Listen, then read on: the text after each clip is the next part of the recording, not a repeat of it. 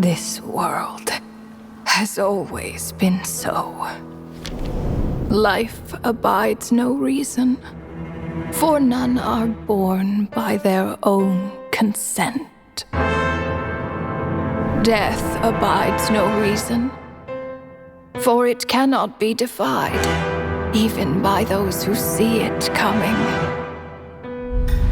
Time abides no reason, for it deprives us all equally, yet brooks not a second to be reclaimed. Space abides no reason.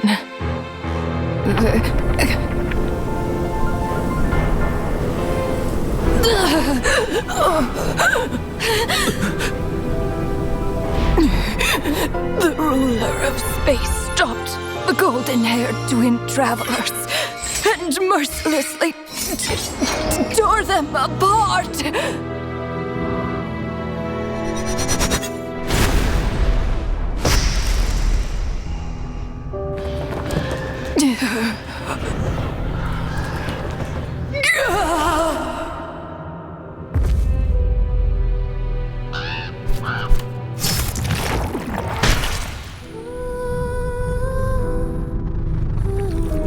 The beer... No.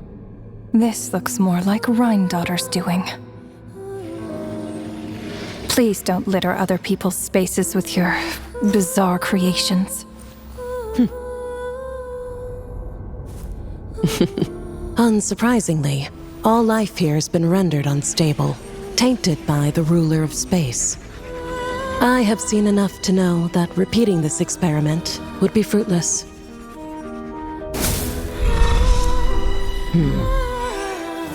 You seem to wield my power as if it were nothing but a plaything for your amusement.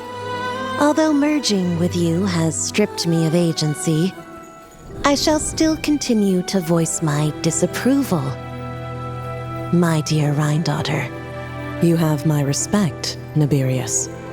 Your nagging is one of the only things that can get under my skin.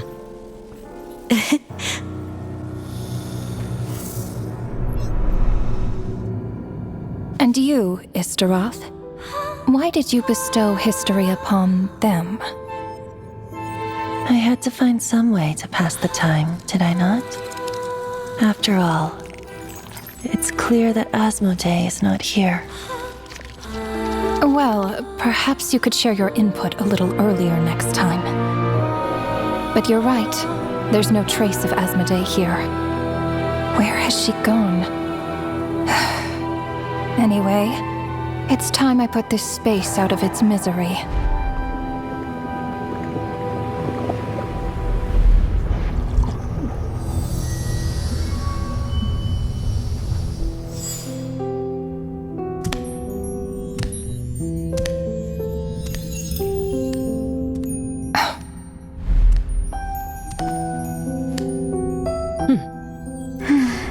These meetings are just a formality. Does it really matter that only 3 of us are here? I, for one, think that we should find her.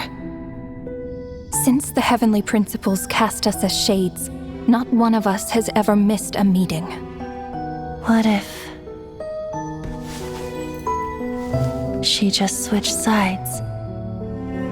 Finding her would do more harm than good. Now there's an interesting idea.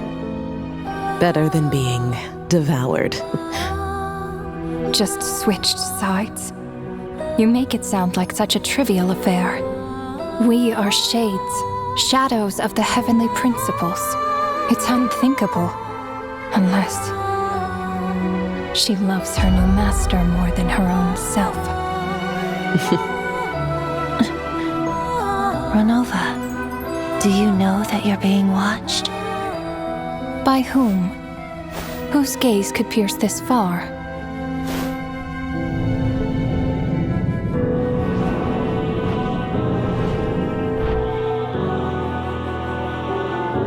I remember those eyes. It was just before I placed the curse of immortality.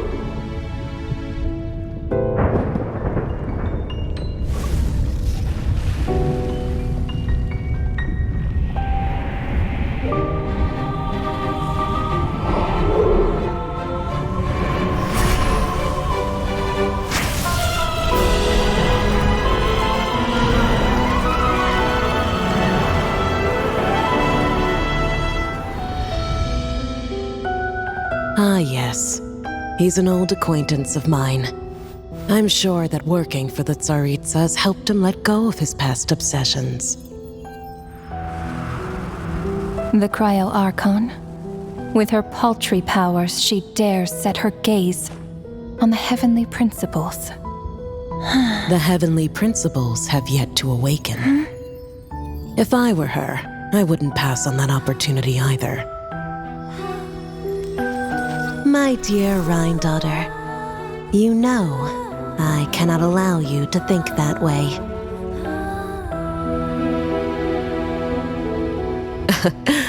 It was purely hypothetical, Nibirius. For lack of a direct order, I say it's time we intervened. Of course, to the extent permitted by the rules.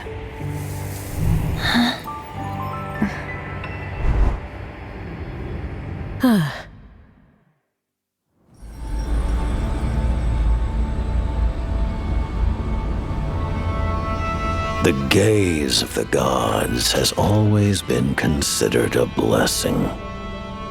Hence the origin and meaning of visions. People have always yearned for the gaze of the gods.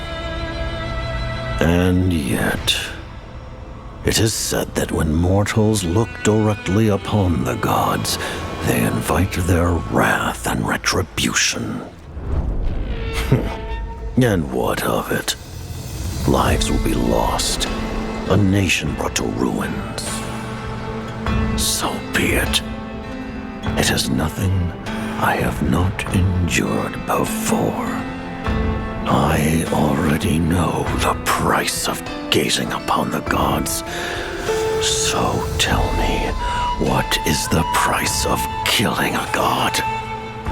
The god stays silent, as if the thought had never once crossed his mind. To all those who dare not look up to the heavens, Her Majesty the Tsaritsa says this. Behold, even the gods have their limits.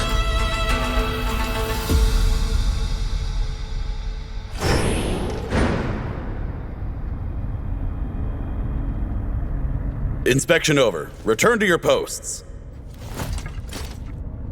Make sure the Frostmoon Scions don't pose a threat. Per the Pale Star Edict, we are to retrieve the damselette from Nod Cry, whatever it takes.